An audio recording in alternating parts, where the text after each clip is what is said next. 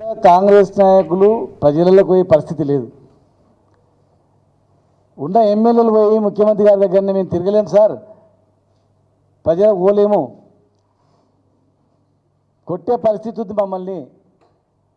కొన్ని ప్రాంతాల్లో ఇటు రైతులు హ్యాపీగా లేరు, విద్యార్థుల ఆందోళనలు ఉన్నాయి, ఉద్యోగస్తులు రిటైర్డ్ అయిన వాళ్ళకు డబ్బులు ఇవ్వలేకపోతున్నాం, ఎక్కడ పోయినా కమిషన్ కమిషన్ అని చెప్పి ప్రజలు నిలదీస్తున్నారు అని చెప్పి అన్ని ఆందోళనలు ఉన్నాయి.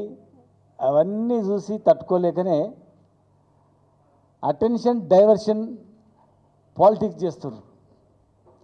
దీన్ని ప్రజల నుంచి తప్పియాల, ఒక ముద్ర వేయాలి. ఇట్లా మాట్లాడి అబద్ధాలు మాట్లాడి అధికారంలోకి వచ్చినాం. ఇంకా అబద్ధాలు మాట్లాడితే నమ్ముతారు.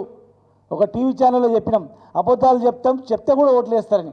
ఇంకా అదే భ్రమలో ఇప్పుడు అబద్ధాలు చెప్తే నమ్ముతారు, మీరు చెప్పండి అనే రీతిలో ఇవాళ కేసీఆర్ గారికి నోటీసులు ఇస్తున్నాం.